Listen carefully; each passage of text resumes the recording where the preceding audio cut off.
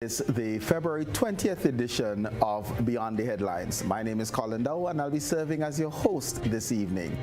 Straight off the top, I'd like to thank you for joining us, whether it's via GBN television, whether it's on radio, whether it's via one of our social media platforms. Thank you for giving up 90 minutes, it would be, of your evening to discuss the revitalization of derelict urban areas. And I'm happy to welcome this evening on set Minister of Make It Happen, Mobilisation, Implementation and Transformation, Honorable Andy Williams. Welcome. Thank you very much. And to his left, we have Inspector Randel, Baptiste. Thank you very much. Ms. Myrna, Julien, a familiar face within the media of the Grenada Solid Waste Authority. It's a pleasure. Thank you very much. Right. And Mr. Dhanraj, Ramkhelawan. Thank you. I got it. So, viewers, forgive me. I'll be saying Mr. Ram from now on in. I got the name that first time. All right.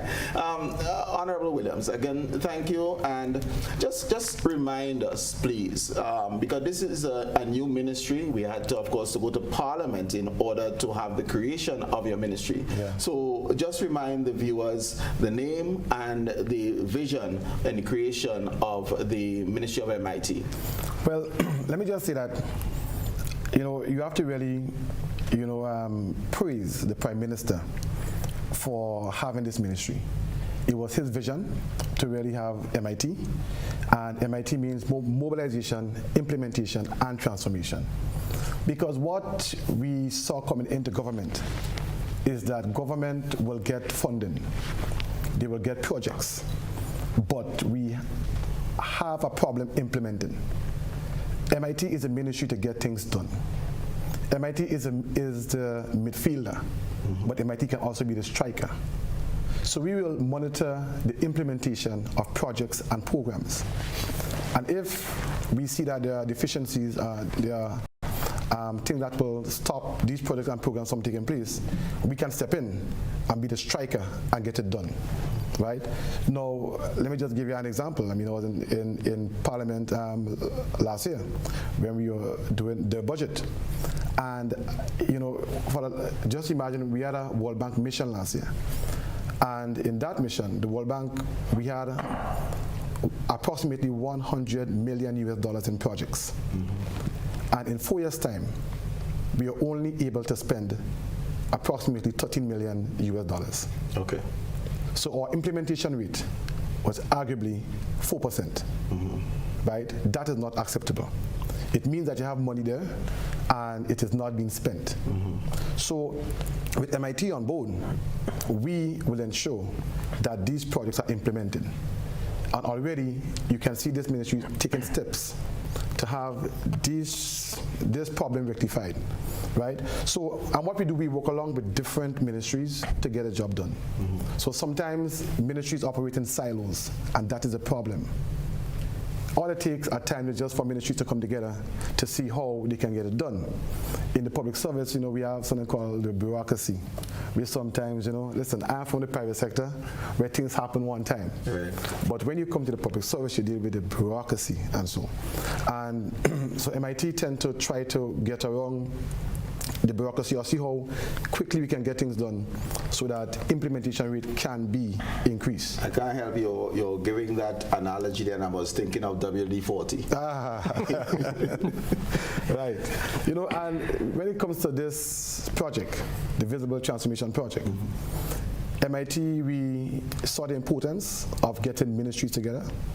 So we called RGPF, we called the Ministry of Health, we called the Ministry of Infrastructure, Climate Resilience, and I must congratulate my cabinet for giving us the support. And we came together, we formed a committee, and we decided, hey, enough is enough. Now is the time we have to transform Grenada by improving the aesthetics and so. And since we have started, we are seeing a lot of progress taking place, and we are trying to transform the country into beauty by beautifying it. Well, define this visible transformation project for us. I'm trying to get a sense is what is covered. I'm trying to get a sense of what is the vision behind this project. Well, the general aim with this project My general aim, is working with line ministries, with statutory bodies, private sector, communities to improve the visual aesthetics of Grenada. In that, sometimes as a government, it's important to listen. So we listen to our people. We listen to the cries, right? We come in, we assess. And part of what I was hearing is that, you have all these vehicles, you have all these places, in terms of lovely places like the Lagoon Road, you have like the Wall Street, which I think that we are not really, more can be done. Right, we have the airport, name it. Grenada is known for its beauty, right, but I think we are not tapping into it. And with MIT on board, we thought it was necessary because we preach transformation. Right. If we preach transformation, we have to transform. It doesn't make any sense we say that we come in to transform, and when we come there, we are not transforming. And in transforming, it means that changing the physical appearance of Grenada.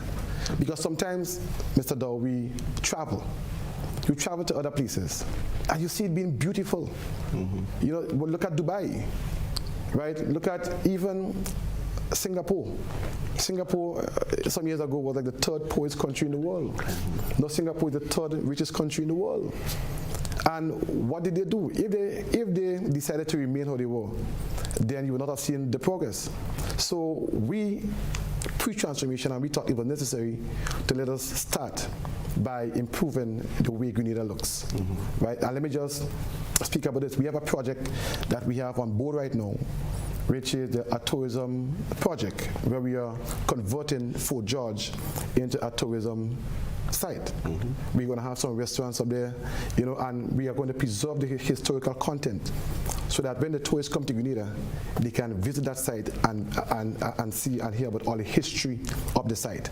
Even the younger ones who did not know about Armored Bishop, right, can learn about the history on that fort. And let me just give you this, I'm not boasting MIT, but when we came into office, it was said that that project was impossible. And we worked along with all the different ministries. We called them together, and we found a way to get that project started. And in December last year, we signed the contract, and we are well on the way to get it completed by this year. Okay. But this is part of the Visible Transformation Project. Okay. Right? So we'll go through on the Visible Transformation Project. I heard you mention the derelict vehicles. So let's probably zone in on that for a bit, and let me bring in Mr. Ram. We see the derelict vehicles, it upsets us quite a bit. Share with us what is some of the public health hazards that we are experiencing and can experience by virtue of having all of these derelict vehicles all over the country. All right, thank you, Mr. Dowe. I want to say good night to viewers, good night to Minister and my fellow colleagues. From a public health standpoint, at the ministry, we normally receive a lot of complaints about derelict vehicles within community over and over, year go, year come. So what I would outline are some of the public health impacts and some of the challenges we face, at the ministry with derelict vehicle and with what the community normally complain about. First of all, derelict vehicles create breeding grounds for vectors. Vectors like mosquito, rodents, mongoose. And with these vectors come diseases like dengue fever, leptospirosis, and rabies. Rabies is a deadly disease which have a 100% case fatality rate. Once you contract rabies, basically you're dead. But thankfully we have a control program which we vaccinate, especially animals throughout the community on a yearly basis. Also, there's risk of injuries to children within communities, all right? Children are attracted to these areas. In addition to that, derelict vehicles, people litter them, it accumulates garbage, overgrown vegetation. Also, there are the leakage of hazardous substances or materials like oil, lead, mercury, copper, right, and even the AC gas, which is ozone depleting substance. And these hazardous materials gets into the soil, into our water bodies, into the marine environment, and eventually gets back into our food chain, which can create a wider public health issue for the citizens and the population of Grenada. In addition to that, it augurs poor aesthetics within communities. Right? Basically, it have a societal impact at a community level, meaning that there are constant complaints, right, within the community. Right? It's used as dumping grounds. The community space cannot be used effectively, what it's supposed to be used for. Obstruction of and movement of emergency response vehicles, like the fire truck, the ambulance, public health services like solid waste collection and drain cleaning. So basically, those are the basic public health challenges that derelict vehicles are being faced with in the country. Justify these public health concerns, is there any data that we would have gathered that shows the impact of derelict vehicles or this indiscriminate disposal of items, and these are large items, the type of public health impact that we've had? Is there any data that can substantiate that? Yes, I can say a minimal amount through public health complaints that are made to our department, the Environmental Health Department. And when we visit these complaints, when people make complaints, we visit and we look at and we observe what is happening within, and we record it. We have a standard instrument that we record what we see when we visit complaints and action taken. Okay. So that's the only set of data we can say we have. Okay. Thank you. We probably should take a step back, and I should ask, what is a derelict vehicle? And I don't know if Inspector Baptiste is on his ears or whether Ms. Julien will answer. What is a derelict vehicle? Okay, there are several bits of legislation in Grenada that covers derelicts. But for the purposes of this project to address derelicts in the state of Grenada, we are using the Waste Management Act definition.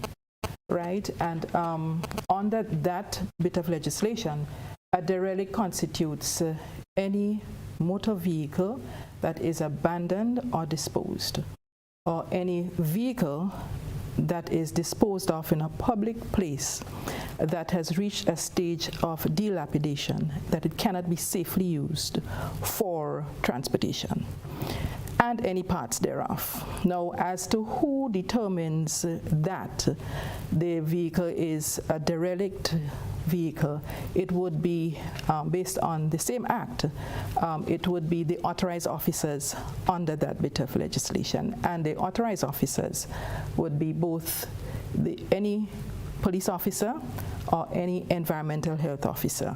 So this is where the two officers besides me come in, right? So they would be the ones who make that determination, and I think that they are the ones most qualified to do that, right? The traffic department and of course the Ministry of Health. And it has to do with the presence of the vehicle, where it is located, its state, right? Does it constitute a nuisance to somebody who does not own the vehicle, right?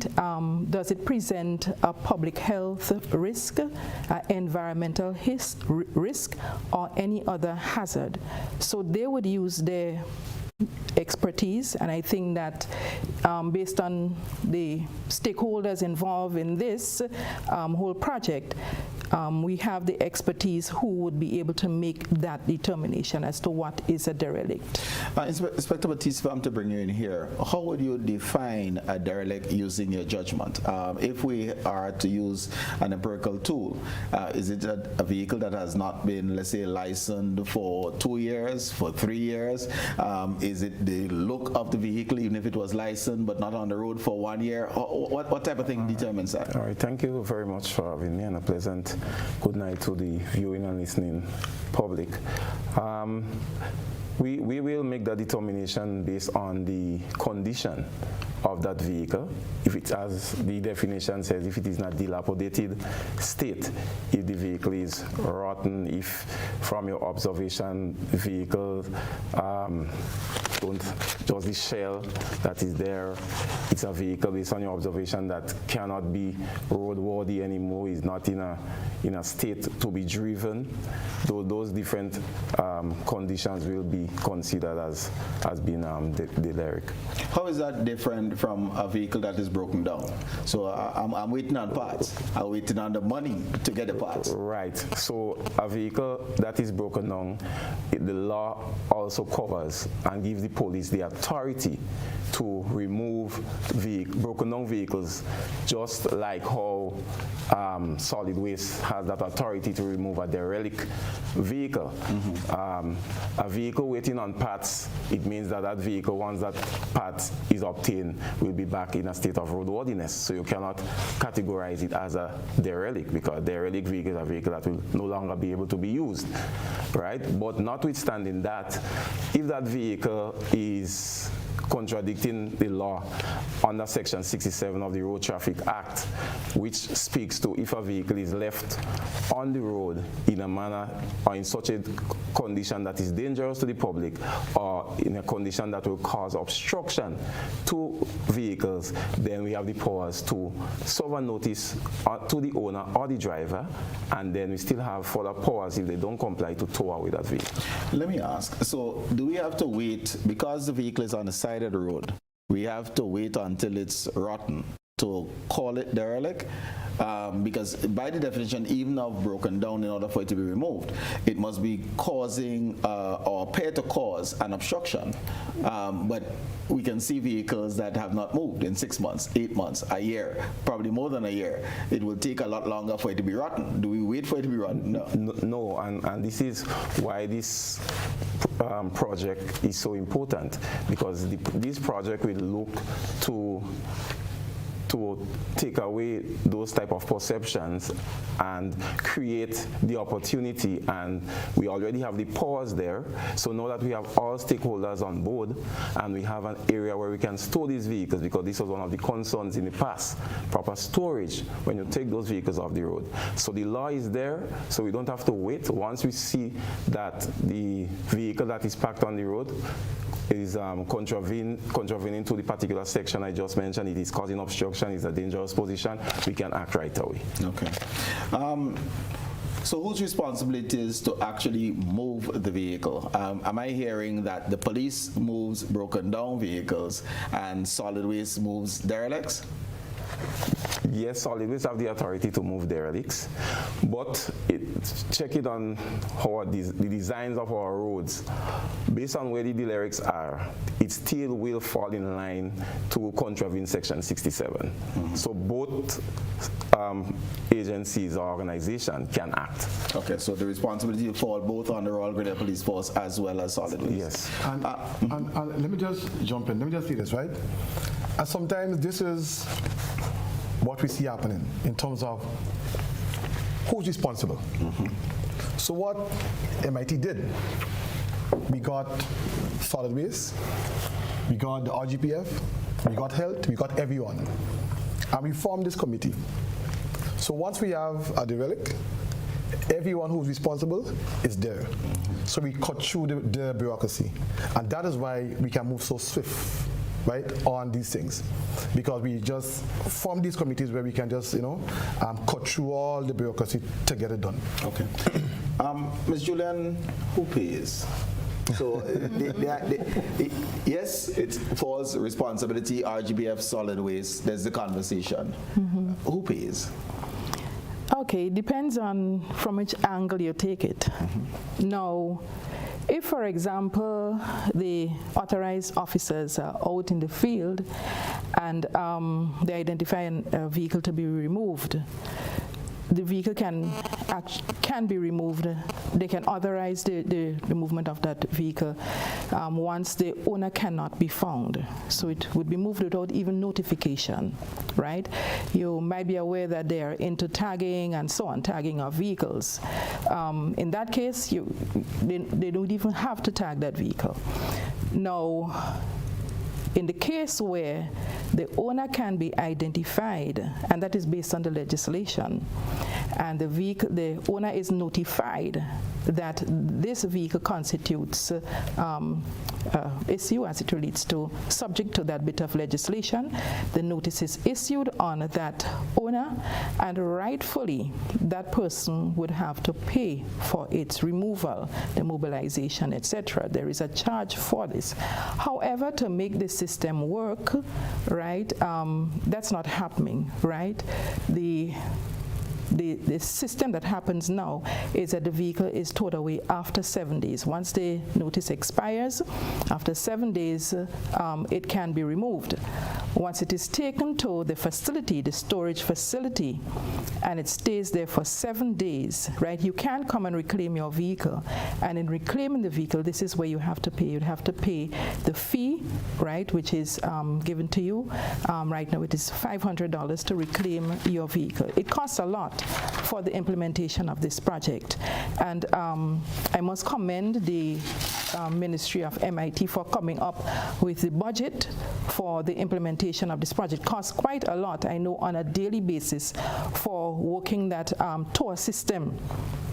Right, we also have temporary staff attached to this, so it costs a lot for this project. So when we have people, some of the owners of the derelicts who come to reclaim, when you explain to them the cost that is incurred for the towing of those vehicles, they come because they're concerned that they may lose their vehicle.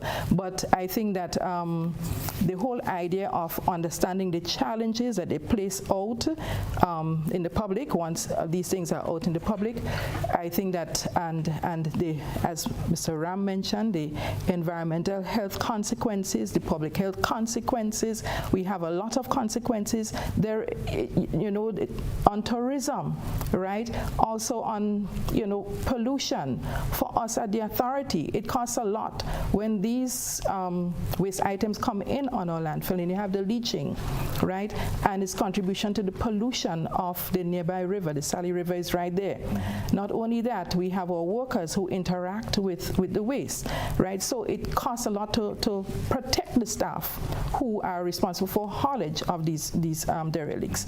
Also from management on the site, right? Just ask, because we talk about the owners, if we can identify the owner, Inspector Baptiste, but every vehicle has a VIN number. We should know who the owner is. They would have had a number plate. So we should be able to get who the last owner, registered owner of that vehicle is. Yes, and our system has since been upgraded, and we have an app which you can use in the field. So once there is, either you have the VIN number, the registration number, or the license number, any one of this information can send you straight to see the owner of that vehicle. Okay. And in our system as well, majority of the owners, we have contact numbers for them. Right. So, Minister, how do we force owners to act responsibly in that we're going to implement solid waste should not be crying to recoup the cost of removal, because it really is with the serving of the notice. And sometimes we wonder, we see the sticker on the vehicle, and then it's spent longer than 7 days, rain wash it off, and the vehicle's still there. But if we are to act in fairness, it should be the responsibility of those owners. How do we bring the system around to ensure that owners pay? Well, let me just touch on this, right? And I think, let me just go a step ahead of you. We are trying to fix a problem after the fact. What we are doing, and we are raising awareness, we are saying to people that this is not the way it should be done. Basically, we don't want you to have your vehicle by the side of the road to become a derelict, and we have to incur the expense now to move it, right? So if you were to have pride in your country, in your community, you would not leave the vehicles there to rot and all these things. So we are trying to transform minds, right, by raising the awareness to tell people, listen, let's start having pride in Grenada.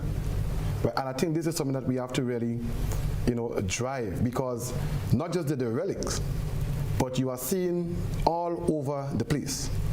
People are setting up shops and they are doing it, not pleasing to the eyes, just anyhow. And this kind of anyhow behavior have to stop. If we love Grenada and we love our country and we want to see our country being the best, we will not have these vehicles there in the first place. So some people may say the $500 fine may be a lot, but as the cost to really get this project going is a lot. Right. I have to thank the Ministry of Infrastructure, the Ministry of Health, and so now MIT did not have the budget to do it, but we mobilized the resources from the other ministries to get it done, and it costs. And so part of MIT agenda is to transform the minds. And that is why we are not just tapping at the derelict stage, but we are tapping into all the other areas in the country that needs to be beautified, right? And we just, during the independence celebration, we had communities coming out to clean their community. Mm-hmm. And it shouldn't just be around independence, but it should be throughout. And I am very big on community coming out and do it, then we have to be paying or you're expecting government all the time to do everything.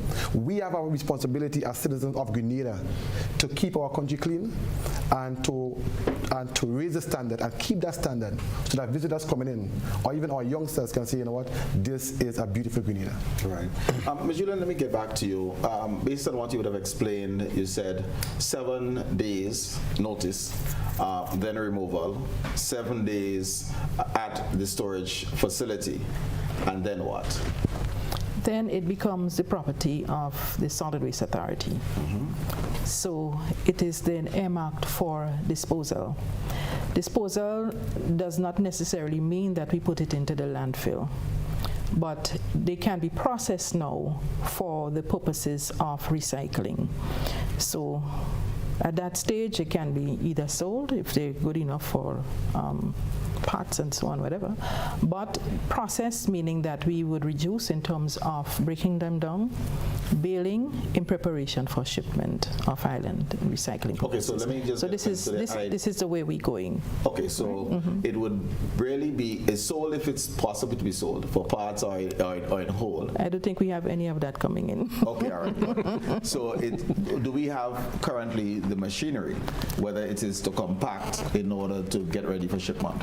Yes, we have a metal baler. We do have established a waste recycling facility in the Queen's Park area, and it's outfitted with a metal baler. It can bale as large as a bus, right? But it needs to be stripped first, stripped off all its parts and so on, need to be drained of its fluids and all of that, and then taken to the facility to be baled. Given the amount that we have currently at the facility that we are operating at the south, it would be more beneficial to move that baler to that facility to have them baled, right, and packed into containers. What type of investment are we speaking, both in terms of the baler as well as the human resources? Because if we say we need to have it stripped, we need to get the oil out, the AC lines cleared, etc. What type of investment are we looking at? I think that it appeared to be a mountain to us when we look at the numbers that we have in terms of the last figure that we got from the Ministry of Transportation, approximately 10,000 vehicles out there, right? Which means that we have quite a huge task ahead of us. But I must say that given our past experience with attempting to remove derelicts from the roadside, we have done quite a lot with this project, moving away from just tagging tagging along. We are now tagging, removing. We've gotten to the stage of establishing one facility thanks to the NIS, and we are now at the stage of shipping out. The other good success out of this, and I must commend our general manager, who we don't see too very often, but is in the background, has been looking for markets outside of Grenada. So it may not necessarily be based on recent engagements that we need to actually crush those vehicles, but we have gotten good word that there is a buyer out there who would accept the vehicles as is. Mr. Ram would be able to speak about the Basel Convention and what that means for us in terms of the shipment of waste out of Grenada. So it's looking good. We have made the first few steps, and they're good steps. We're getting the successes, and we should see even more. We want to thank those who have come forward. But there are issues as they relate to the other parts of Grenada. The distance from where these vehicles are located in different parts of Grenada is a challenge to get to the south of the island. We are looking for partners in other locations because for example, how do you two vehicles from it would cost a lot from St. Patrick's area to the south of the island. We have been approaching some of the institutions and statutory bodies we know have properties out there with the space and all of that we can use, and this would help to cut down a lot on the cost for transportation, which constitutes quite a lot of the budget. So the thinking here is to have various sites around the island as collection points. Yes. And would the baler have to move to those sites? Yes. Oh. Once they're ready for processing, once the vehicles are ready for processing, we would have to move the baler to those sites. Oh. It would be an easier process, you know, rather than have to move down again to the south, right? So it has to do with the space, because you would appreciate that if you're going to take somebody's vehicle and hold it at your facility for about 7 days and they may want to claim it, you need the space to protect that person's vehicle. You need to secure that person's vehicle. So space is critical. So this is why we are looking for large bits of land and so on available, and this has been one of our challenges. We're getting some good news from the western side. It has been some issues, but on the eastern side of the island, where we have quite a lot of derelicts, we started tagging. Mr. Ram can speak to this, tagging on the eastern side of the island, not yet in the north, but we're getting there. But as I say, allocation for taking those vehicles is one of the critical areas that we're looking at. Mr. Ram, speak to us, tagging of vehicles on the eastern side and also the shipment of waste out of Grenada by virtue of the convention.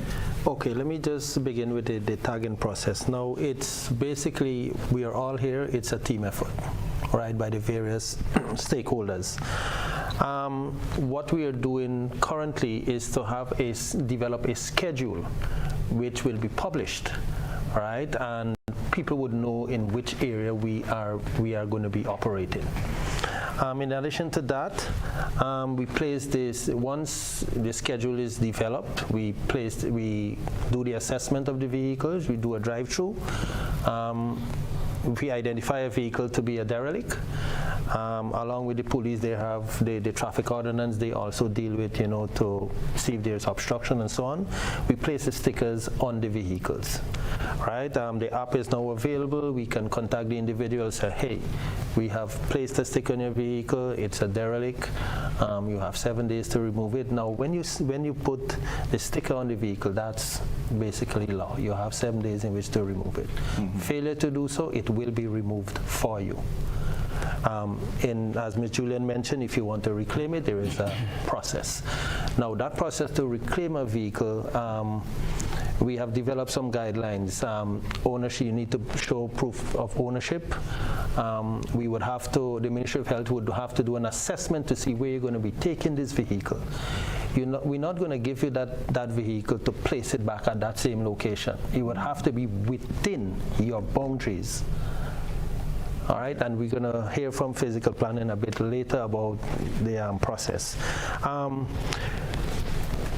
The tagging of the vehicle is being done based on what is outlined in the Waste Management Act, and we heard about that earlier. We normally take photos, because some people, when we place the stickers, they rip out the stickers. Right.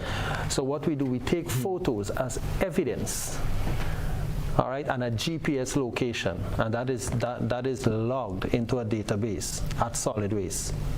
So an environmental health officer can be in St. Andrews, we tag a vehicle there, we take the Google map, we do a pin on it and send the photos, everything to solid waste, and they log it in their system.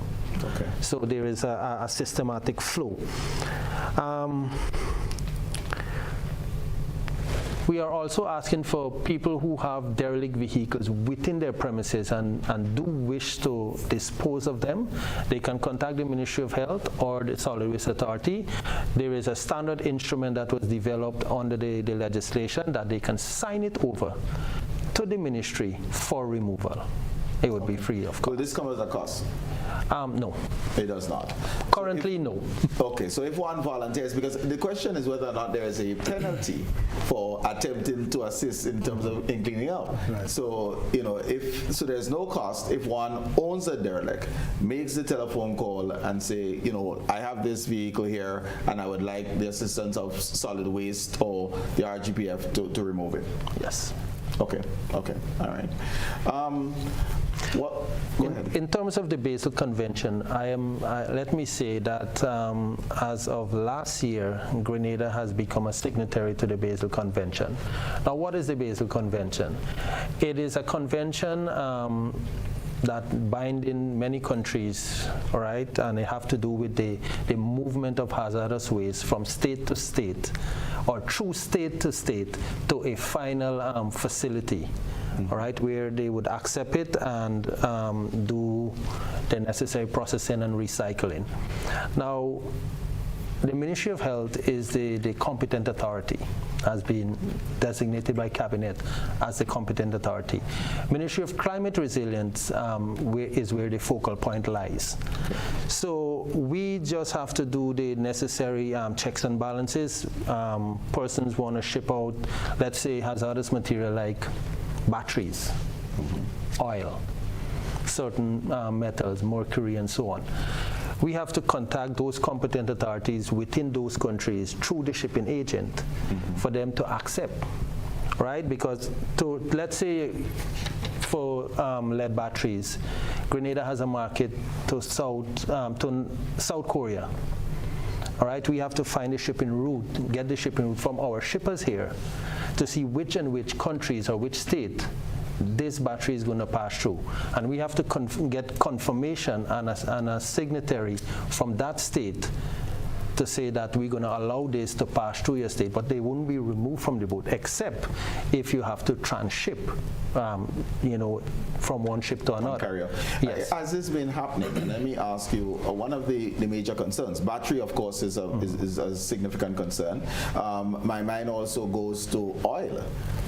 We have mechanic shops so often by rivers, and I wonder to myself where the oil goes. Is there an organized facility for the collection of this waste oil to export? Currently, no. This is something that we are working on to set up, and we have to license these facilities. Now, this can be a business opportunity for individuals within the country who want to undertake that. We'll have to register them, give them a license, ensure that they put certain facilities in place to ensure that the oil does not seep into the environment. Most of these oil go in the earth, jab, on our beaches. But I want to respond to that one.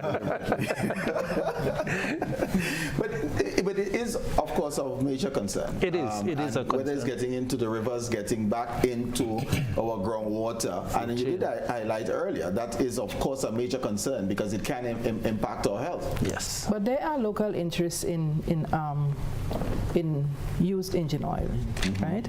I'm not sure if you are aware. No, locally, right here, a gentleman has set up a oil refinery in the West Hall area, and he has gone into the testing of the oils that he has produced coming out of the collection of the engine oils and so on from some sources. So this is good news for us. Anything coming in on the landfill would have contributed towards the fires and so on. Some of the fires that would have gone on to more than a year. In the last budget we put to extinguishing a fire in the landfill was close to $500,000. So it costs us a lot. So we are happy for such engagements, and but I think that the large amounts, coming from the other stakeholders would have to be addressed off island. And I know that there are some challenges in terms of getting them off island as to the same convention. We'll develop on this and much more right after this. We'll take a brief break.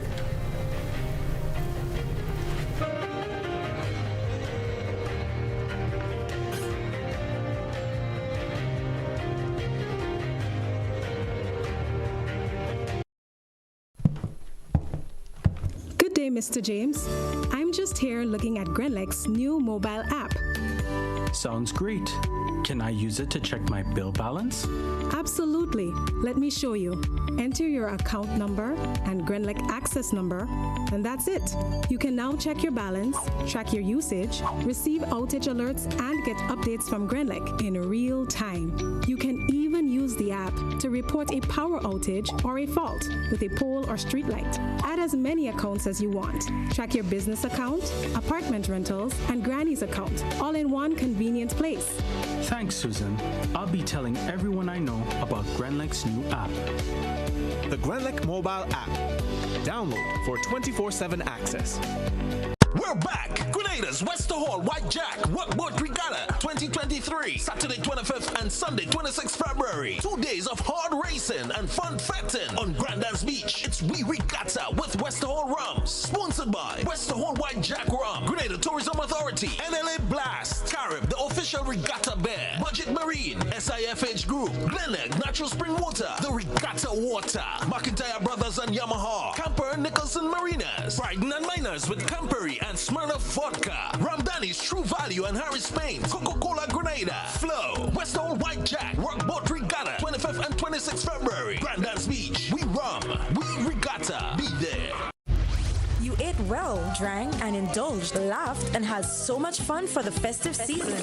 But now it's time. It's time for some serious detox business at Nirvana Detox Center and Natural Health Store. Start the year right with your health as a priority. Cleanse and flush your blood, liver and kidneys with quality herbs and supplements. Purchase one of our detox combo packs starting from $100. Purchase a full body detox pack starting from $500. Get 10% off on colonic irrigation. Get a chance to win a free colonic irrigation treatment and product coupons with every purchase. We are located in Grandans, minutes before the Food Fair Shopping Center, immediately opposite the old Capital Bank building in the Regency Commercial Suites. Give us a call at 231-6642 or 418-7115 or visit nirvana.gd for more info. It's time for some serious detox business at Nirvana Detox Center and Natural Health Store. We know real body care. This offer is valid until March 31st, 2023. Terms and conditions apply. Have you heard about the new Softweave bathroom tissue with total hygiene? As hygiene and safety have taken center stage, our bathroom tissue is now manufactured with 3 different technologies to offer the best protection for you and your family. UVC light technology for a safe and effective disinfection process, eliminating 99.9% of microorganisms. Also, production at high temperatures, killing all types of germs and bacteria. And it's pH controlled with delicate fibers to prevent irritation for even sensitive skin. Softweave Total Hygiene Bathroom Tissue, available in supermarkets and shops island-wide. Visit Softweave Caribbean Facebook or Instagram pages for more information.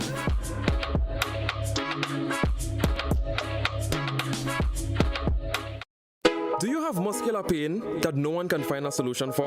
Are you tired of taking meds for joint and other pains? Hills and Valley Medicare Center on Grenville Street, St. George is here to help you heal. We will help you map a path to your full recovery. Visit us Monday to Saturday for a consultation with our on-site doctor, physiotherapist, and massage team. You will be glad you did. Our Medicare Center, a proud member of the Hills and Valley group of companies. On the hilltop or in the valley, we are with you wherever life takes you. Hills and Valley Pharmacy. Your health is our business.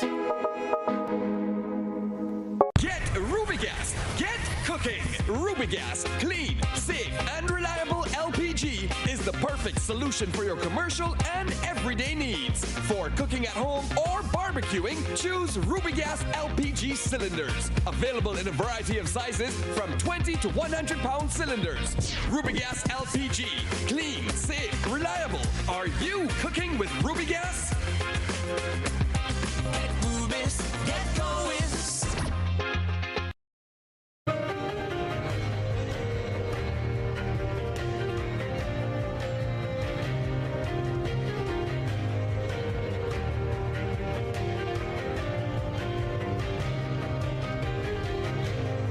Welcome back, viewers, and we're talking the Visible Transformation Project with my guest, Honorable Minister, Inspector Baptiste, Ms. Myrna, Julien, and Mr. Ram. Just when we were leaving off, Ms. Julien, you were speaking about the business opportunities, really. Whether we're talking about the batteries, we're talking sometimes we use tires, we certainly can talk on oil. Is this something that solid waste is in charge of, the disposal and reuse of, or is this an opportunity for individuals to open shop, as it were, and be able to trade in these items? Mm-hmm. When we look at the increase in waste generation here in Grenada, and you examine the character of the waste that we have coming in based on waste characterization studies, we realize that there are several businesses that could be born out of our waste stream, right? The Derelict is just one, through the scrap metal trade, right? We have chemicals that can be, right, recycled.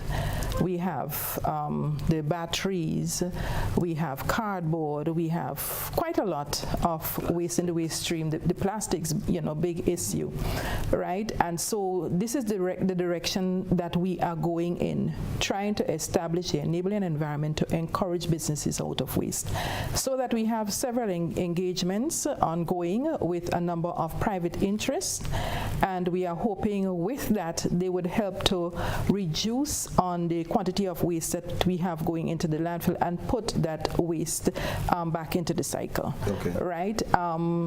As I've been saying for on a number of occasions, we cannot continue to be landfilling waste here in Grenada. It is outdated, and our bigger challenge here in Grenada is that we have no space for landfill development. We have the final cell that was that is about to be commissioned. It is not a very big cell based on the design that had to be applied, and so we are taking quite a lot of care in terms of how we proceed with commissioning that cell, because once it becomes filled, we would not have another place for landfill development. So we have to be creative. Have we been using existing land, or should a landfill be one of reclamation of land in terms of the philosophy towards landfills? We're not reclaiming land. We have been excavating into the existing hillside at Perseverance for the creation of cells. The area that we are using currently is not an engineered facility. However, the new cell that is constructed is an engineered facility for applying a semi-aerobic landfilling system. So it would have to be with a lot of treatment of the leachate runoff and that sort of thing. So what we want to go in that cell is what would that cannot be recycled, that cannot be used again, things that would be therefore locked away forever, right? We don't hope, we don't intend to harvest waste from that final cell. And of course, the other existing facilities, well, of course, the site that was recently closed, the old dump site, that was not an engineered facility. It was just a mangrove, and this is where we had land reclamation taking place, and not really an engineered facility. So that was closed, and the intention is to look at other options to that form of final disposal. So things like biomedical waste, etc. There is a facility being constructed also for incineration rather than burial and that sort of thing. So we're changing our approach to waste disposal, all in an effort, of course, for the protection of human health and the environment, and for the purposes of saving space. Okay. Right? We have examined throughout our country to see where there is available lands, and as you know, it's showing up as zero. Right. We already have limited land space, so we really should not be dedicating to this. And nobody wants a landfill in their backyard. That's correct. Right? That's correct. Let's use it for other things. Okay. You know. Inspector Baptiste, we are speaking about derelict vehicles, the disposal, well, collection, disposal of. What are some of the challenges the RGPF has faced over the years with addressing this issue? Okay. The RGPF has faced a number of challenges over the years with reference to derelict vehicles and the hazards in which they create. And one of our biggest concerns is our emergency vehicles. As a result of where derelict vehicles are positioned, cannot get access to deal with emergencies. And we had some examples where our fire truck in a particular area could not have gotten access to deal with an house fire, and that house completely burnt, and which affected a number of families. So this is a real concern for us, for emergency vehicles getting access to deal with emergencies, and not just dealing with emergencies, but emergency vehicles getting to the scene to deal with matters in a timely manner. Right. So the derelict contributes significantly to that. Also, the derelict vehicles attracts children. I can speak of a case we had in an area in St. George's where a child went into a derelict vehicle and was badly cut, got injured. I can speak of another area where a child went into a derelict vehicle, could not come out, and suffocated. So this is serious concerns, right, as to what the type of hazards the derelict vehicles can cause. Also, with derelict vehicles exposed pedestrians to have to walk in the roadway because now they cannot access the side of the road, putting themselves now in danger of possible collision from oncoming vehicles. All right. Also, it can contribute to motor vehicle accidents, especially if an emergency vehicle is heading to deal with an emergency and because once the derelict vehicle is on the road, it narrows the road space. So now the urgency with the driver going to deal with this emergency, the road is being narrowed. It can contribute to serious accidents on our roads. The derelict vehicles also occupies scarce parking space, which will lead to the need for more public parking spaces. Right. Yes, so there is a number of hazards and challenges that derelict vehicles can contribute to us as law enforcement. Okay, understood. I want to switch gears a little bit here, and Minister, I'm going to come to you because at the onset, when you rolled out this visible transformation project, yes, we zeroed in quite a bit this evening on derelict vehicles, but the visibility, the national pride, the beautification goes beyond vehicles. Yes. So let's take on some of the projects that you have already embarked upon, and we'll expand that conversation. So before we switch from the vehicle, let me just speak about the boats, because we are talking about vehicles, but what about the boats? I was looking at a YouTube video today of the lagoon area, And the amount of old boats and so that I saw in that video, it was it was just amazing.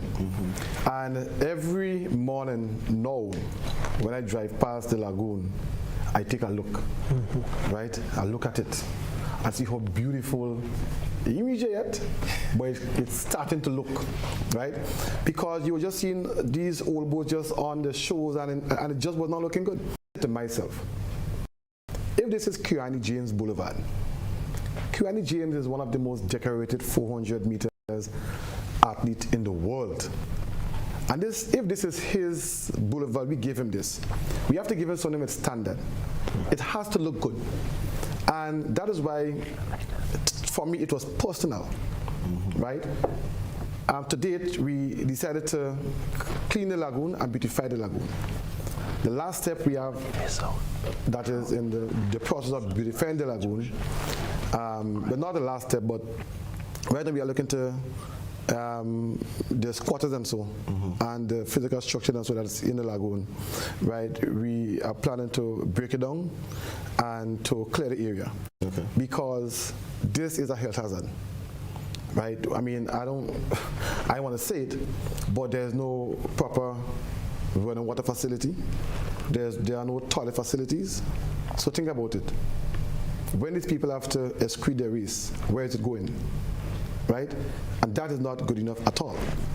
So our aim is to beautify the lagoon by getting rid of all the garbage and so, and by creating some spaces, some green spaces, and having some benches, right, and having some more flowers and so, and having a nice boardwalk.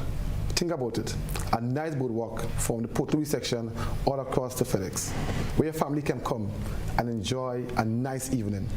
But also we are talking to camper, and what we plan to do is to incorporate the culture, where we can have on a Sunday evening, for example, you can take your nice stroll on the boardwalk, and you can have cultural performances by our local people on the Sunday, in the process. But not just a Sunday, but we can, but we have the choice of which days. Right. But the plan is to beautify the lagoon. But not only the lagoon again, we have the Wall Street. We talk about in St. Lucia, we have Groseilliers, looking beautiful. It's part of the culture. And I was telling someone that Wall Street has been there for the last 18 years. We cannot just get rid of it just so if we know we think that it is not structured properly. So what I think, or what I've done, is to put steps in place. I met with the Wall Street Cooperative and the vendors. The cabinet also ruled on certain things that we can do to transform Wall Street. Because as it is now, Wall Street is an area, and it seems to be an area where you can find lawlessness, right?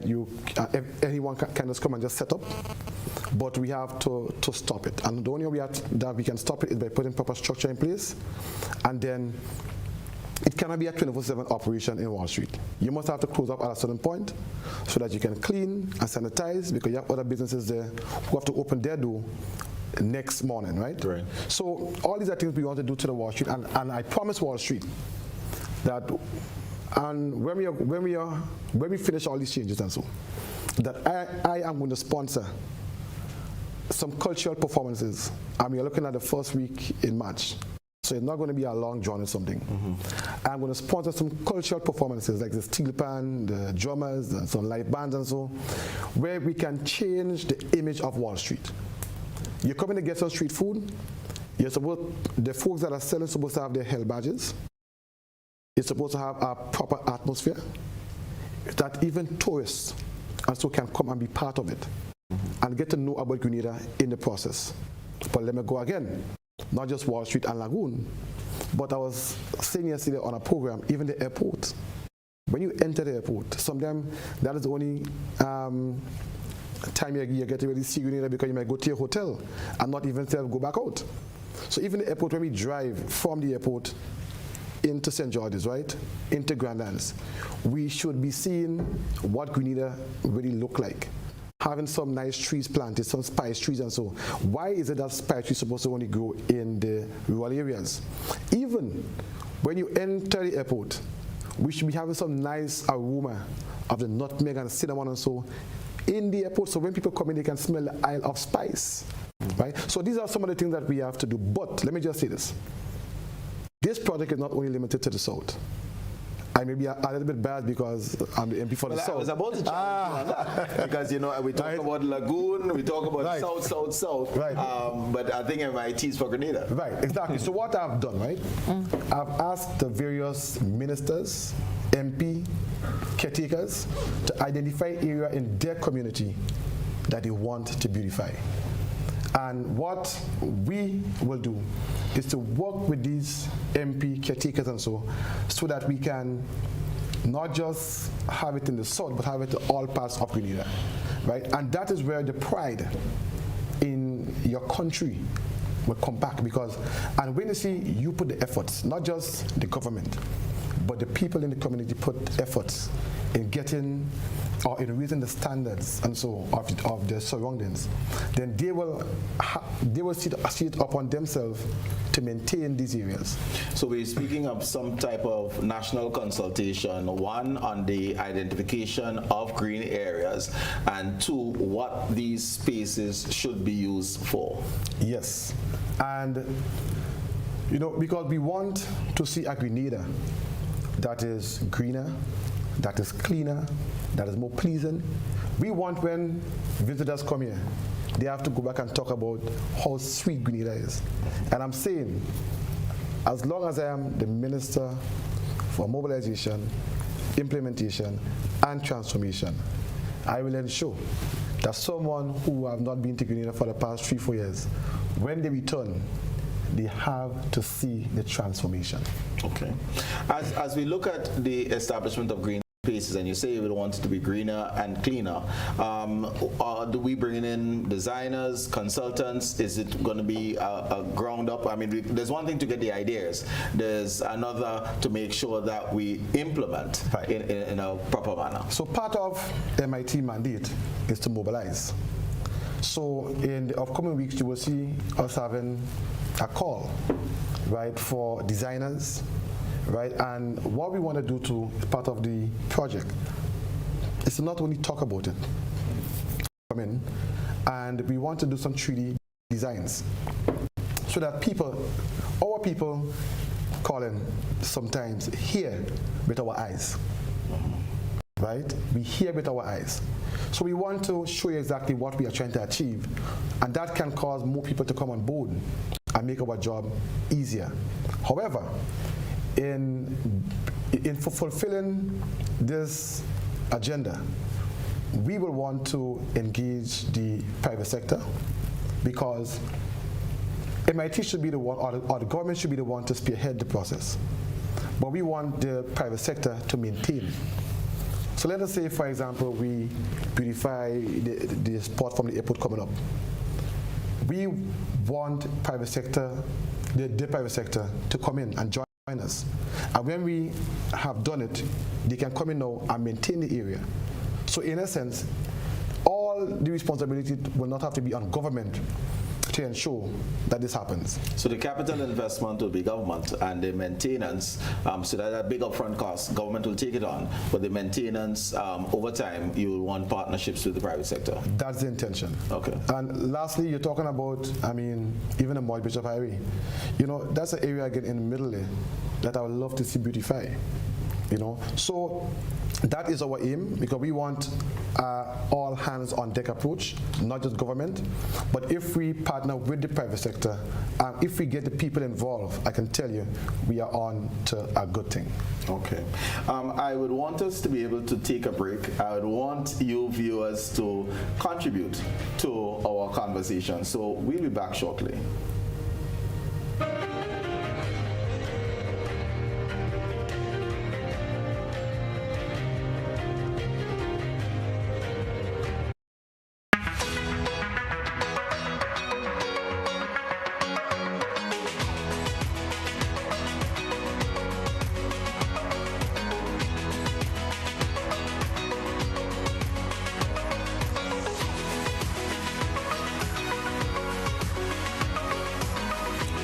WeatherGuard Pro. For every project, there's only one Pro.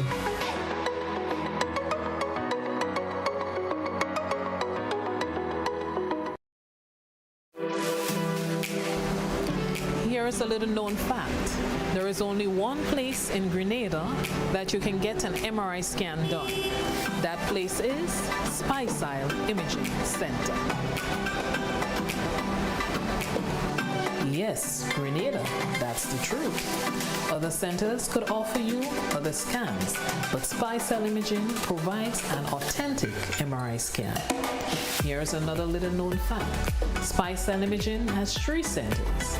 We operate at Grenville, the Carnage, and at the Ocean House, Grandlands.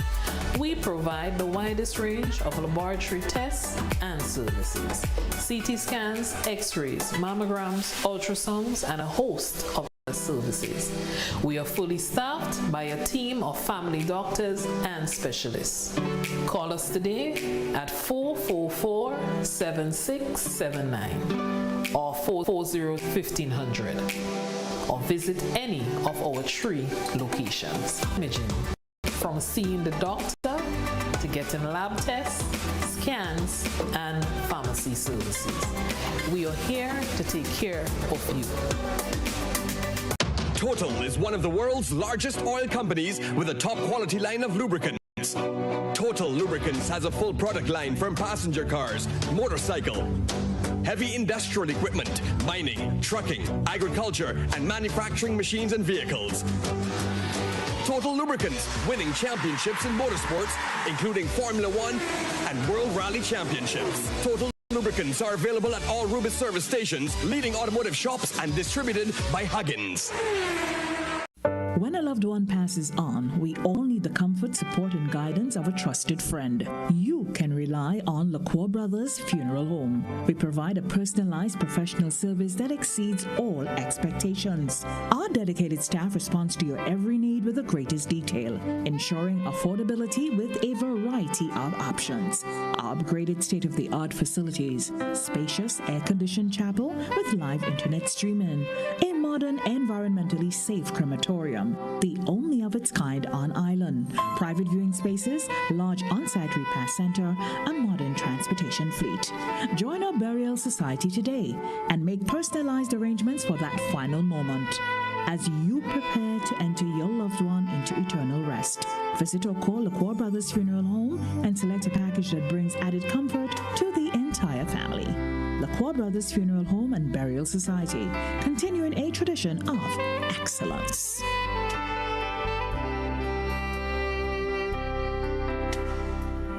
Last week on Our Climate Reality. Climate change is in fact a real phenomenon, and it is already occurring, and we are already beginning to feel the impacts in our region.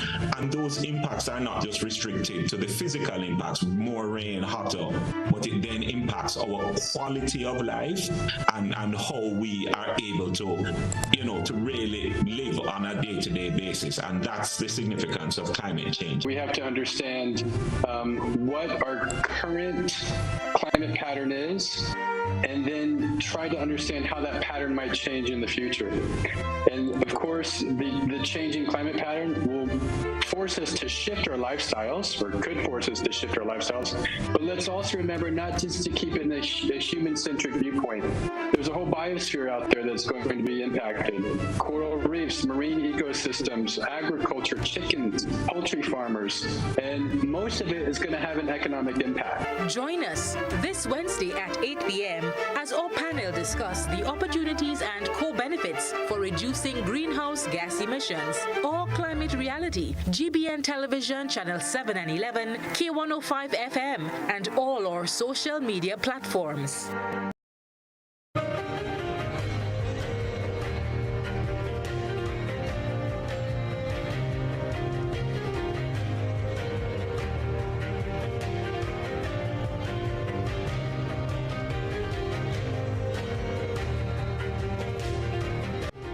Welcome back, viewers. We're speaking about the Visible Transformation Project. You will quite quickly notice that we had a change on set. Mr. Husent Elcock has joined us, who is a member of the unit, and we can't be speaking about Derelict and beautification without having a representative from physical planning with us. So, Mr. Elcock, welcome. Good night. All right, and before putting you on the hot seat, let me just get back to the Minister. Minister, at the top, when we spoke about beautification, you did mention the vision for the transformation of Fort George and how important it was to preserve that site as a historical site, but also the education value that it can bring for our youth as well as for visitors. But let's just look at other places, signature places in Grenada. The National Library, there was talk about raising of funds in order to recommission the library. I don't know where that got to. I mean, the Willie Red Foundation, I believe, was taking lead on that. We look at York House, which is the old Parliament building. We have a new Parliament building, but we have a dilapidated building on Church Street. Right. As we go up towards the new Parliament building, you can't help but notice the old Governor General's residence. Right. I mean, these are all public buildings, stately buildings that is in a dilapidated state as it stands now. So as we think beautification, speak to us as to how these will be addressed, how we will go about doing so. Well, as we speak right now, I can tell you that my ministry have taken the lead on that. Right, we have the mobilizing team who are identifying government buildings, and part of what we want to do, because let me just explain something. Government, we rent a lot, and sometimes the cost we put into renting, if we put that same money into developing these buildings and so into the reconstruction of these buildings, we can save a lot. Right? So we have seen the need for that. As a matter of fact, some weeks ago, one of the buildings next to the tunnel, you had a part of it just fell to the ground. Luckily, someone was not really passing there. So, you know, it's something that we see the need for, and we will. The aim is to get an inventory of those buildings, and then we will make an assessment as to which one we will tackle first. But that is the aim of it. We know the library, we have made a commitment, and we spoke about it in the budget, to bring back the public library, right? And we are going to do it. You know, so these are the things that we have identified. We have identified them, and we are on the ground, and we know that the public, again, want us to do it. And we cannot be talking transformation again and beautification, and the government is not playing its part. So we see the need for it, and I can assure you that you can look in the upcoming months and weeks, and you will see something will be done to ensure that we rectify the situation. What are the thoughts on funding? Is it going to be historical sites and try to access, let's say, monies from the EU or some other benefactor in that regard? Or? Well, from MIT part of it, we are about not just the human resource side of it, but even the financial resource side of it. But let me just give you a more general view. It is not just about the library, and it's not just about, you know, the Fort George, but Grenada have a lot of natural beauty. I think that we don't make enough use of our resources, right, our natural resources. I have been to Antigua some years ago in a place called Shirley Heights, right, similar to Fort Frederick. And you will be amazed with what the Antiguans do with that site. And Antigua economy is mainly based on tourism. And I could tell you that, I mean, if you're from Antigua and you're listening, no hard feelings. But in terms of beauty, Grenada have, you cannot compare. But Antigua makes use of every little resource that they have. And I'm saying, not just the Fort George, but we also have to use our resources so that we can, you know, add to our tourism sites and everything, and to develop our package. No longer, you see,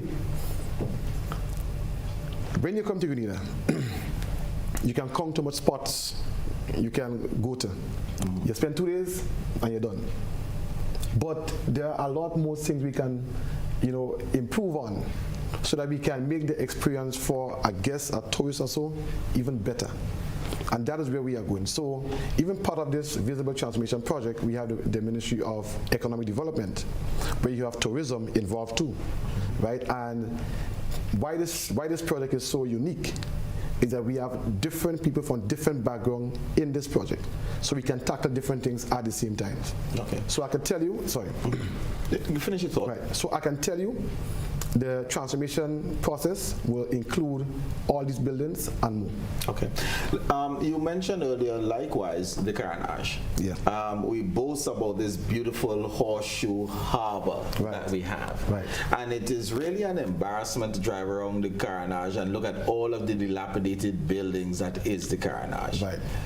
Minister of Transformation. Cool. So let me tell you now.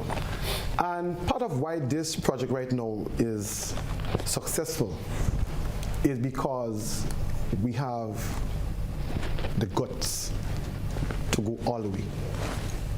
In the past, this project has started similar. Project have started, the vehicles and so, but it did not go all the way.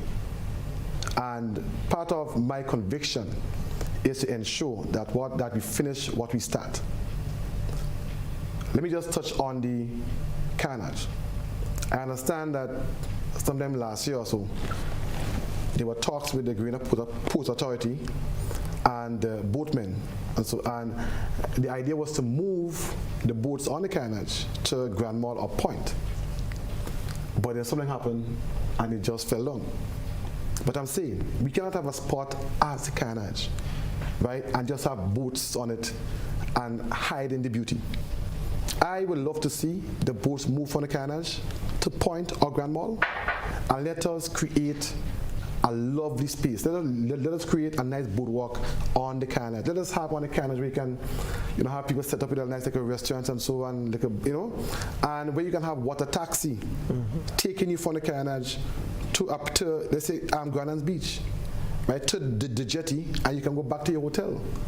Again, what we can do is to create business opportunities for even the small man and man with the boats and so, not just the public transportation, So I would love to see that also. Let me just touch on this quickly. Port Highway. Port Highway is an eyesore, sorry to say. Right? Now, I've spoken to the caretaker for the Town of St. George, which is Honorable Joseph, and we have discussed an idea where we can relocate, we can build a structure and relocate these people into the structure, right? And we can clear up that area so that the road can be used for parking. Also, there was an idea where when you go on the port, to clear something, you have to go all different places just to get some little things done. We can create a place where we can have the brokers and so they can be stationed there, right? So that it can make your job easier to clear things. Now let me just chip this in. Out of 190 economies in the world, Grenada is ranked at 147 in the ease of doing business. So we have to, in part of the transformation process, it's not just the beautification, we also have to make things easier to conduct business and, in general, so that the country can really move forward in a productive sense. Okay. Minister, I'd certainly like to thank you for joining us this evening. I know that you have another engagement, and we have detained you some 22 minutes beyond the time that you were expected to stay with us. Right. So thank you very much for joining us, and any parting comments before you leave, and then we will continue the conversation. So I want to say thank you for having me, and I want to make an appeal to all Grenadians to please embrace this project. This is about pride, right? It's about having, an appreciation for your country, and what we are doing. We are not doing it because we wanted to displace people, but we are doing it because we want to see a better Grenada. And I decided to tackle this early, so that when next year comes, we can start to see the fruits of our labor, right? And I want to also thank all the ministry who are assisting us right now and who are making this happen. And even my staff in MIT, they are there on Sundays, in the nights, when people sleeping, they are there trying to beautify the country. And I really want to thank them for their hard work and dedication. And I'm saying, people, please, we are making a step in the right direction. Let us not regress. If you see your neighbor littering, adding to the Derelict and so, stop them. It is your responsibility to maintain a cleaner and better Grenada. Thank you very much. Thank you very much, Honorable Minister. And we certainly would look to welcome you back when we see some of these projects come into fruition. No problem. Excellent. Mr. Ram, let me just go over to you. Minister did mention the idea of the government buildings and how many that we do have. Have there ever been a situation where we would have done some research on the derelict buildings that exist on island, and therefore we are aware of where they are, who owns them, so that we can start addressing this issue? Yes. That's interesting because, yes, the simple answer to that is yes. One of our officers, Mr. Awani Ned, a few years ago, it could be about 3-4 years ago, took that opportunity to do a drive around or a walk around the tongue of St. George's and identify those derelict buildings. He has since put together a report with the owner, with photos and so on, their location, GPS location. He went to cadastral survey, got information on ownership and so on. And we have that report at the ministry. If my memory serves me right, I think Mr. Wormer, former Chief Environmental Health Officer, did forward a copy to the Ministry of Works for some sort of action. To this date, well, you know the challenges with, getting rid of derelict buildings. Nobody owned them, but when you put a hand on them, everybody, then you see owners coming up. Jump in. Right. And you said Ministry of Works, so I think this is a good time to bring in Mr. Elcock. So, Mr. Elcock, let's deal with existing buildings, because that is quite often a hot topic. We see buildings going up with no parking spaces, whether we're talking a business, whether we're talking rental facilities, whether we're talking homes and houses. What is the challenge faced by the physical planning unit? Why these things occur? Okay, good night everybody. One of the basic problems we have is with parking is illegal development. Now, once a plan is approved, it's approved with the condition that you have parking. And each type of development have the allotted amount of parking that is required. For example, a residence, an ordinary single family residence, basically, you must have at least one parking. So most times you see building going up without parking. Most time it is illegal. Within the tongue of St. George's, it may be a little different because of the land space. Parking may be sort of relaxed to be accommodated on site within the town, within the urban centers. But building out of St. George's or out of the town areas, parking must be accommodated on site. That is one of the conditions that a plan will get approval. Is there follow-up on or responsibility to follow up on behalf of the physical planning unit to ensure that structures go up according to plan? Yes, that is one of our challenges over the years, but we, for the most part, we try to do inspections to ensure that the persons who get approval build in accordance to what was approved, basically. The question is, what can you do? And I'm asking this because we see businesses. We see businesses going up almost daily. Some are concrete structures, others are not, but they provide a traffic hazard and certainly is a nuisance to the motoring public. When you do see these things, what type of steps are enshrined in law, in the regulations that physical planning unit can step in? Okay, so physical planning, we function under the Physical Planning and Development Control Act number 23 of 2016, right? And with this act, it gives us the power to enforce on any illegal development or any development that is not being built according to what was approved. So it gives us the power to act upon any illegal development. So if persons not building in accordance to what was approved, we can enforce and ask them to change it, if it's necessary, to break it down or remove it. That's the power we have to do. That's the power? Yes. I must ask whether or not this is done, how often this is done. I mean, it's on paper.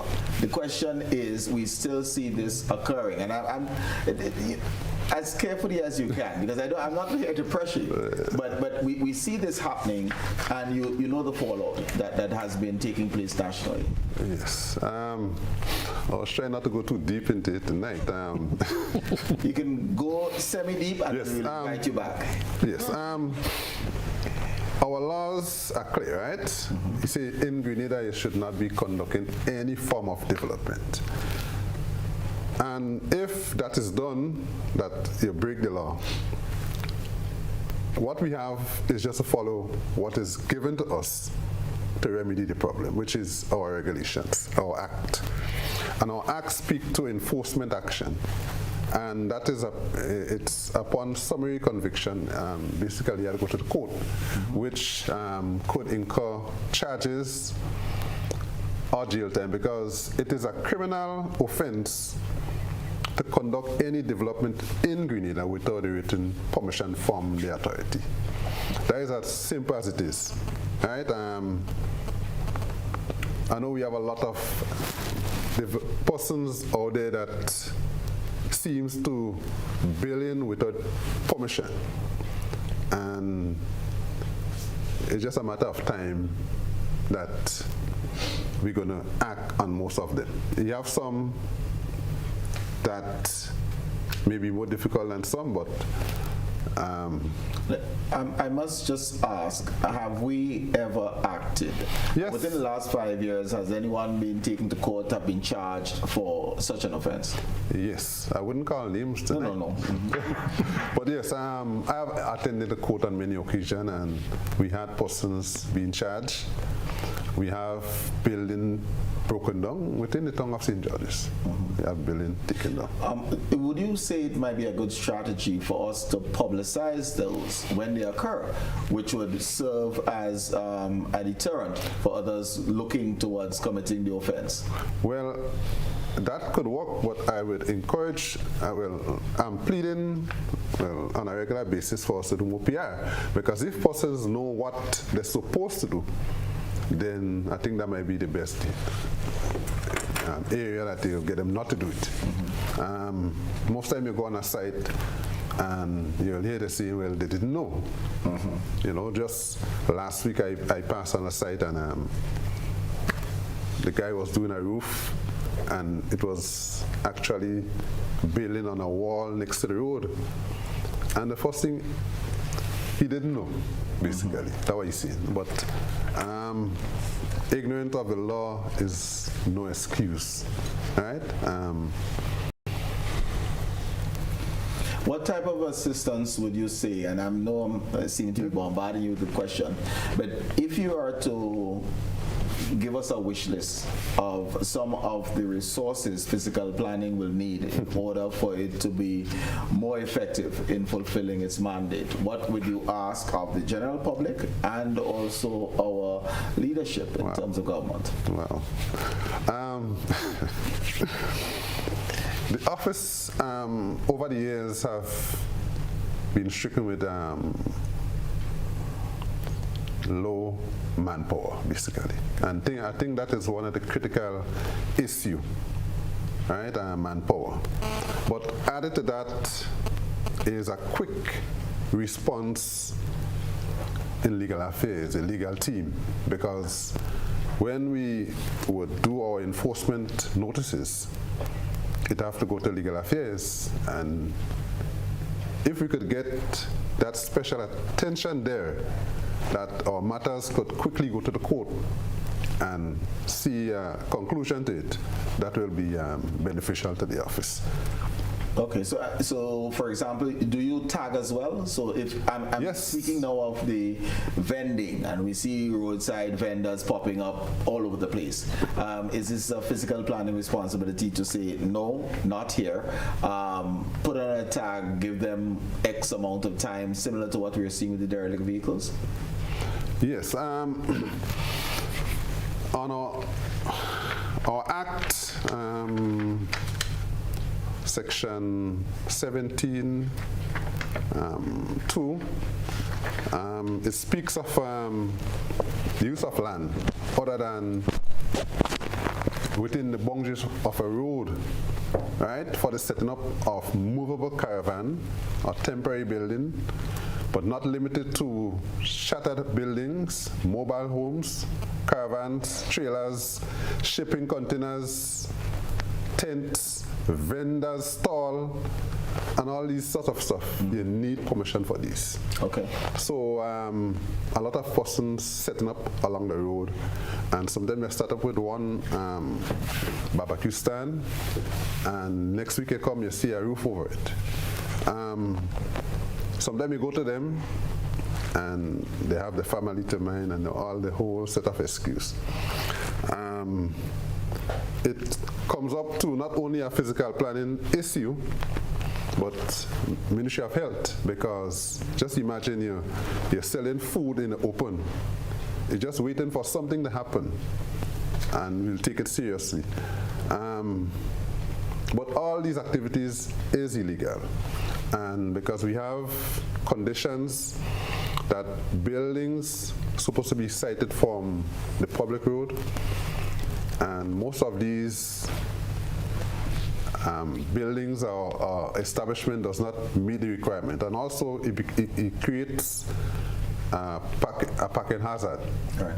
Because you're selling along the road, you need a vehicle coming, you need to get something, you stop on the road, create an extra problem on the road in terms of traffic. So it creates multi-problems. Okay. Right? And I think, well, the overall appeal to you viewers is the cooperation. I know everybody wants to eat our food, but we can do it in a manner that is lawful and healthy, and therefore protect us all. As we come to closing, I just ask for some final comments and thoughts on this beautification and certainly the visible transformation. Myrna, I would deliberately start with you, and I did ask Mr. Elcock for a wish list, but as you think of solid waste management and moving the treatment of waste, whether it's derelict vehicles or otherwise, what would be some of your things of your wish list, both from a governmental standpoint and certainly from the wider population? I would like to see the continued collaboration that we are having with the various stakeholders in this initiative. It is doing well for the success that we are seeing right now, everybody playing the various roles and executing their functions. And I think that the collaboration has given us approach to addressing these problems. And I think that if we continue with that approach, we are going to get the success that we want. Now, outside of the government establishments and institutions and statutory bodies, stakeholder institutions, I think that our major stakeholder here would be every Grenadian. I would like every citizen of this country to establish ownership for this and not just see this as a MIT or solid waste or physical planning or health or police, right, or the other stakeholders, but that if they establish ownership for this, support the various stages of the implementation of this project, whether you're into the metal trade or whatever it is. We want conformity to the established practices that we would like to see to ensure that it is done in a professional manner, and we reap the rewards of our approach.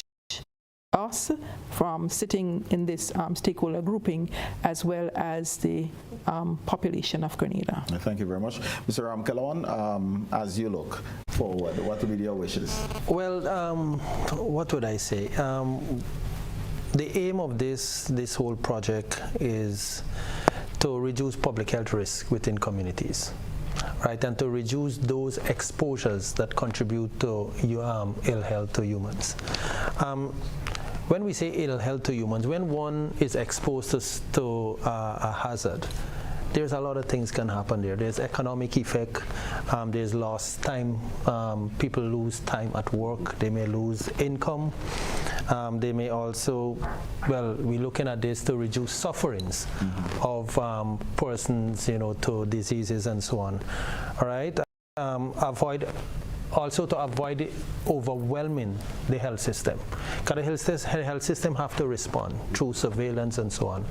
And like for last year, or 2022, we had 286 dengue cases, reported dengue cases. And that's just the tip of the iceberg. All right, not everybody utilizes the health system when they're sick. Right, that figure can be as much as 5 to 10 times higher than that. All right, and also second to last, I would say, reduce the economic burden, right, of disease within the country. It is a cost to respond and to treat individuals, even though a hospitalization, it may appears like that, but there's money have to be spent to take care of our citizens. And finally, this project is aiming to ensure that each citizen of Grenada enjoy a better quality of life going forward. Okay. Thank you. Thank you very much. Mr. Elcock, you'll have the final word. It could be a wish list, but certainly an appeal to the population as well. What I will say that from a planning perspective, we want to ensure that the development be conducted in Grenada in an orderly manner. If you do what you're supposed to do according to our regulation, then the burden, even traffic, health, everything will be impacted based on how you conduct your development. So we want persons to be informed and get whatever development they're doing. If they need information, they can always contact the office. And we are happy and willing to assist in any event in this regard. Thank you so very much, Mr. Elcock, Ms. Julien, Mr. Ramkhelawan. Early on, of course, viewers, we had Inspector Baptiste on set with us, along with the Minister of Mobilisation, Implementation and Transformation, Honorable Andy Williams. Thank you so very much for joining us. The lessons here are clear. If we are to revitalize our derelict urban areas, if we are to beautify and transform Grenada, we all have to put our hands to the wheel, or shoulders to the wheel, as the saying will go, in order to deliver on this aspect of the transformational agenda. Thank you so very much for joining us. My name is Colin Dowe, and I look forward to joining you once again, 6 days, 22 hours, and it seems like 15 minutes, when we'll have another episode of Beyond the Headlines. Have yourselves a good evening. Godspeed.